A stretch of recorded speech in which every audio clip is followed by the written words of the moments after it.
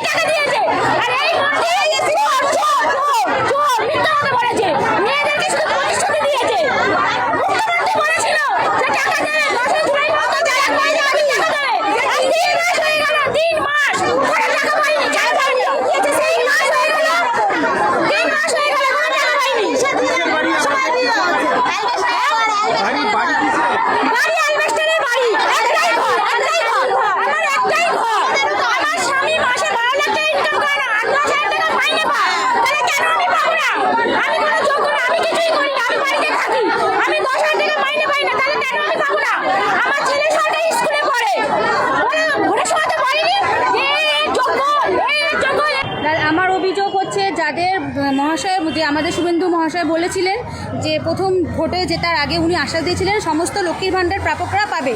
বা যখন দেখলো লক্ষ্মীর ভাণ্ডারের অ্যাকাউন্টে বেশিরভাগ ছেলেদের অ্যাকাউন্ট, সেই ক্ষেত্রে উনি বললেন যে আমাদের ভেরিফিকেশন হবে, ভেরিফিকেশন হওয়ার পরে টাকা ছাড়া হবে। তো টাকা ভেরিফিকেশন না করে উইদাউট ভেরিফিকেশনে জুন মাস থেকে কিছু মানুষ পেলো, জুলাই মাসে বেশি সংখ্যক মানুষ পেলো, আগস্টেও পেলো, কিন্তু আমি প্রথম মাস থেকে কোনো মাসেই এখনও পাইনি। আমি অফলাইনেও ফর্ম ফিল আপ করেছি এবং অনলাইনেও ফর্ম ফিল আপ করেছি।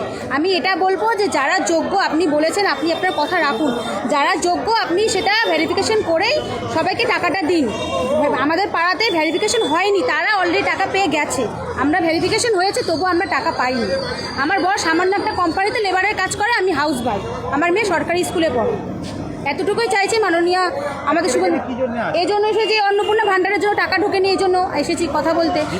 বিক্ষোভ দেখালাম এবং আমাদের যে চেয়ারম্যান এখানকার যে পল্লব দা, ওনার সাথে কথা বললাম। উনি কোনো রকম কোনো কিছুই আমাদের আশ্বাস দিতে পারছেন না। উনি বলে যাচ্ছেন এগুলো আমাদের হাতে নেই, এগুলো আমরা কিছু। হ্যাঁ, শুভেন্দু অধিকারী মহাশয় বলেছিল 3টের অধিকের বেশি ঘর থাকলে দেবে না, কিন্তু 3টের অধিকের ঘর কারুরই নেই। সবার 3টে হতে পারে। শ্বশুর শাশুড়িকে নিয়ে সবাই ঘর করে, তাহলে কি শ্বশুর শাশুড়িকে ফেলে দেবো? আমরা ফেলে দেবো? তাহলে আমরা যদি সত্যি কথাই তো বলেছি 3টে বেডরুম সত্যি কথা বলে কি ভুল করেছে? আমার নিজের 2টো, শ্বশুর শাশুড়ি একটাই থাকে, ওরা বার্ধক্য ভাতা পায়। তাহলে কি এবার এই শ্বশুর শাশুড়িকে কি আমরা ফেলে দিতে পারি? নিশ্চয়ই পারি না। সত্যি কথাটাই বলেছি। আর বলেছিল বাড়ি বাড়ি ভেরিফিকেশন হবে, ভেরিফিকেশন করতে গিয়ে যদি দেখতো 3টে, তাহলে কি আমরা তা বলবো যে 2টো? মিথ্যে হয়ে যেত জিনিসটা। শ্বশুর শাশুড়ি আছে বলেই 3টে বেডরুম।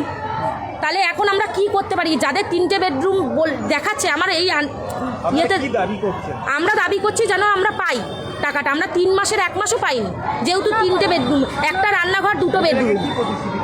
ভোটের আগে বলেছিল সবাই পাবেন, মা বোনেরা সবাই পাবেন যারা যোগ্য। আমরা কেউ সরকারি চাকরি করি না। হ্যাঁ, আমরা কেউই সরকারি চাকরি করি না।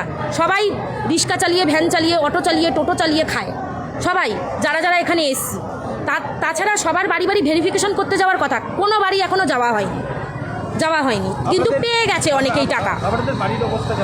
বাড়ির অবস্থা আমাদের টিনের ঘর, 2টো বেডরুম, একটা আমার শ্বশুর শাশুড়ি থাকে, একটা আমরা থাকি, আর একটা রান্নাঘর। এইভাবে খুলে বলা হয়েছে সার্ভার কাপেতে, সেখানে 3টে বেডরুমই দিয়ে দেওয়া হয়েছে।